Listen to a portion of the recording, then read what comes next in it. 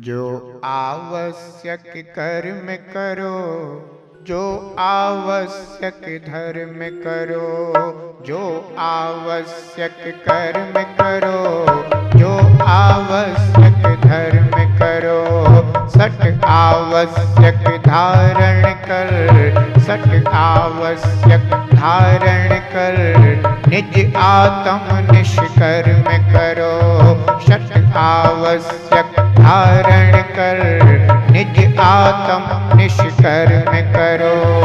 आवश्यक पालन हो, आवश्यक पालन, निज सुख उपजाए रे।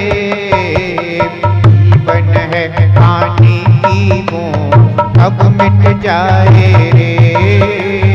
जीवन है पानी की बूंद अब मिट जाए रे। होनी अनहोनी हो, होनी अनहोनी कब क्या घट जाए रे। जीवन है पानी की बूंद कब मिट जाए रे। जीवन है पानी की बूंद कब मिट जाए रे। जीवन है पानी की बूंद।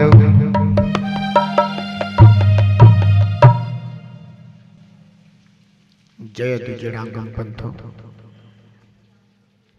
जनागम पंथो। तीर्थंकर भगवंत की वाणी, तीर्थंकर भगवंत की दिव्य ध्वनि जिन श्रुत है, जिनागम है। जिनागम में वर्णित आत्म कल्याणकारी पंथ, आत्म कल्याणकारी मार्ग जिनागम पंथ है। श्रमण जिनागम पंथ के अनुसार अपनी श्रमणचर्या का पालन करते हैं।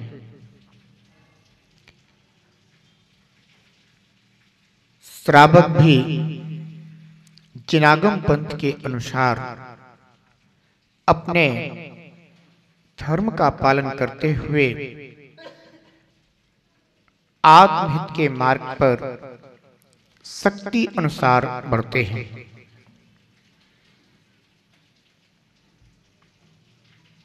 तीनों लोकों में एकमात्र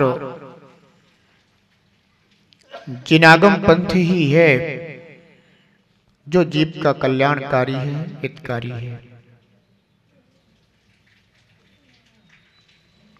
अनेकों मार्ग, अनेकों पंथ इस जीवात्मा को चारों गतियों में परिभ्रमण कराते रहे। जिनागम पंथ जीव को चारों गतियों के दुखों से निकालकर मोक्ष मार्ग में स्थापित कर परम सुख में पहुंचाता है। जिनेन्द्र भगवान के द्वारा जो बताया हुआ मार्ग है वही सच्चा मार्ग है, हितकारी मार्ग है, कल्याणकारी मार्ग है। वह कल्याणकारी मार्ग आज वर्तमान में जिनागम में वर्णित है। जिनागम के स्वाध्याय पूर्वक प्राप्त हो रहा है। हम सभी पुण्यात्मा हैं जो आचार्य भगवान पद्मनंदी स्वामी विरचित उपासक संस्कार जिनागम के माध्यम से अपना आत्म कल्याणकारी मार्ग समझ रहे हैं।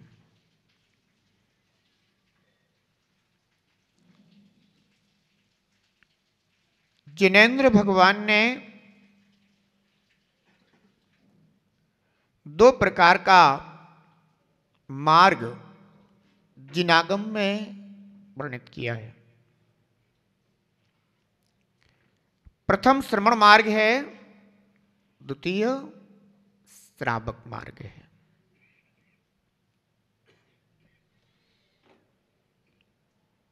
हमें यह बताया गया कि संसार दशा में जीव के लिए आवश्यक क्या है। आवश्यक का तात्पर्य होता है कि जो अवश्य करने योग्य हो वह आवश्यक कहलाता है, जिसके बिना जीवन की कल्पना नहीं की जा सकती, जिसके बिना हम रह नहीं सकते, सफल नहीं हो सकते, वह आवश्यक है।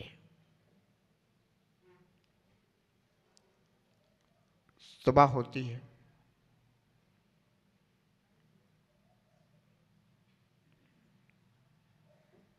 स्नान के लिए पानी आवश्यक है। बिना पानी के स्नान नहीं हो सकता। घर में कोई भी तरल पदार्थ रखे हुए हों पर स्नान के लिए जल आवश्यक है।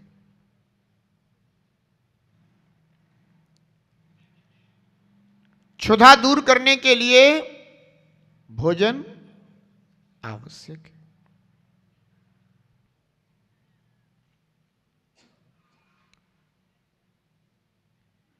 अंधेरा दूर करने के लिए प्रकाश आवश्यक है।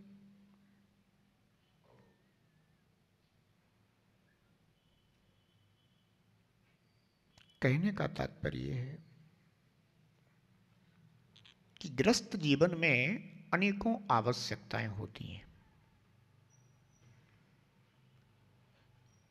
एक तो परिवार संचालन के लिए जो जरूरतें हैं वे सब पूर्ण करना आवश्यक। तो क्या ग्रस्त जीवन में इन सब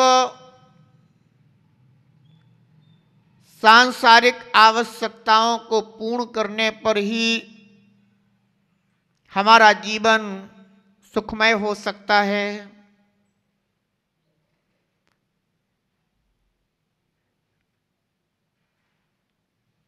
कहते हैं कि अगर व्यक्ति के पास धन है, संपदा है, पैसा है और वो कहीं बाहर गया हुआ है तो उस धन से अपनी आवश्यकताओं की पूर्ति कर लेता है। पर कब तक? उस धन से आवश्यकताओं की पूर्ति कब तक हो सकती है? जब तक धन है तभी तक। अगर धन खर्च हो रहा है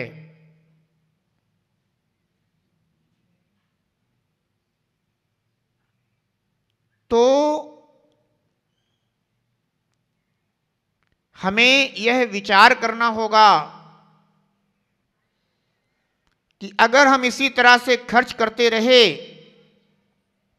तो एक दिन धन समाप्त हो जाएगा और हमें अवश्य ही परेशानी भोगनी पड़ेगी। तो विवेकी जीव क्या करता है?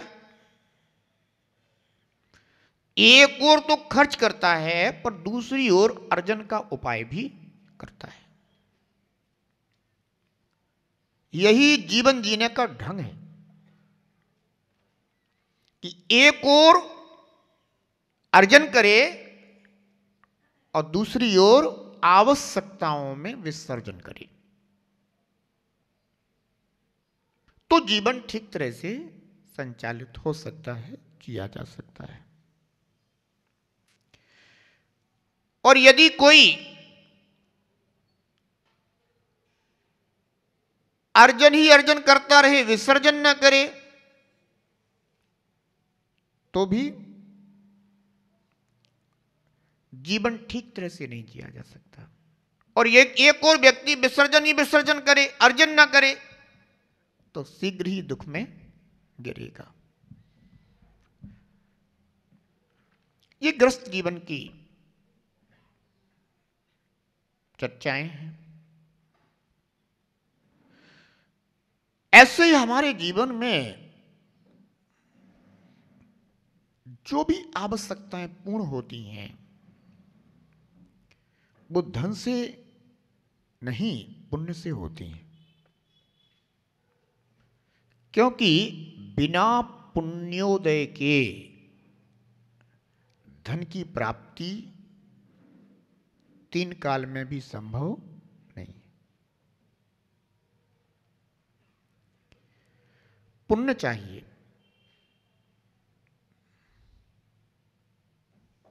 अब विचार ये करना होगा कि ये पुण्य कहां से प्राप्त होगा, क्योंकि पुण्य का हमें साधन चाहिए।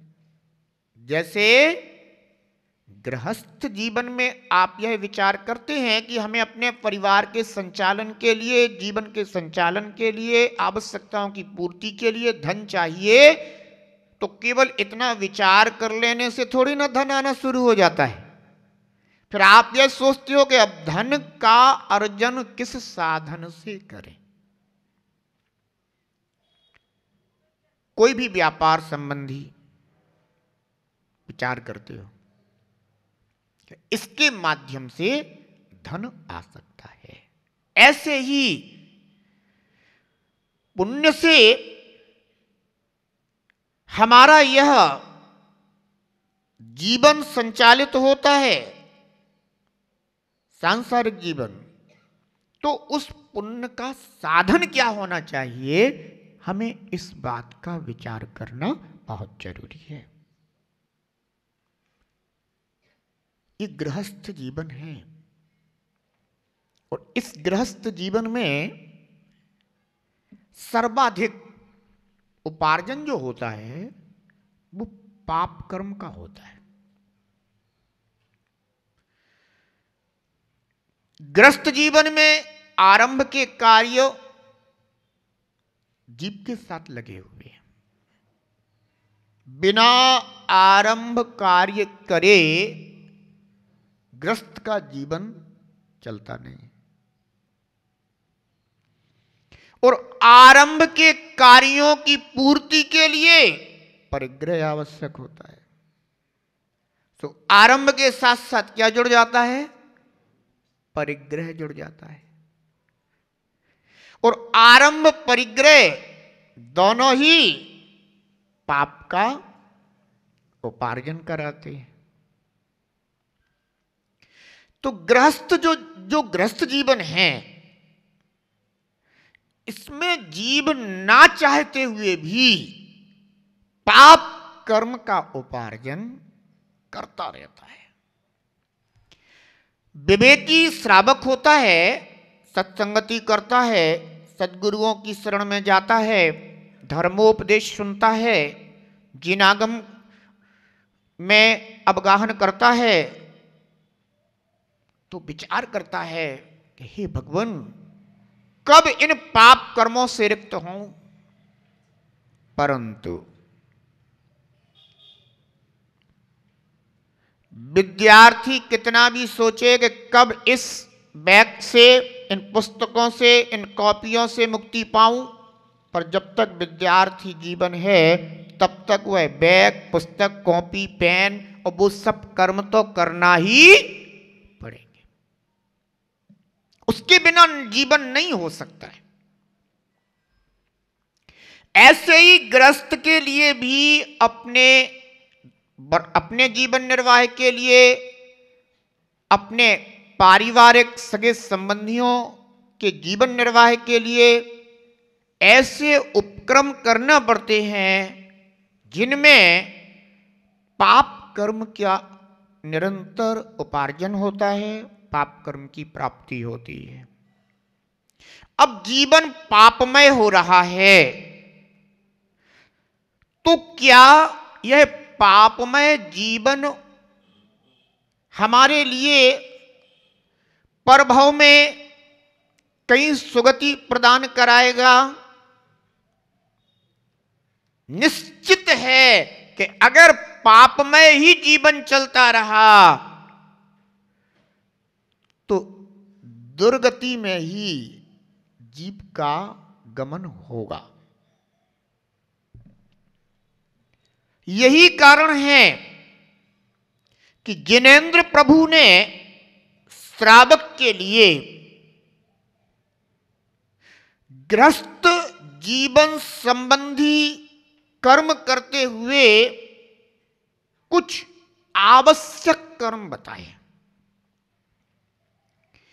क्योंकि गृहस्थ अपने गृहस्थ संबंधी कर्म से तो विरत नहीं हो सकता, पर आवश्यक कर्म को अगर वह स्वीकार कर लेता है तो जो गृहस्थ संबंधी कर्म है, जो पाप कर्म को प्रदान करने वाला है, वह आवश्यक कर्म उस पाप कर्म को धोने में कारण बन जाता है।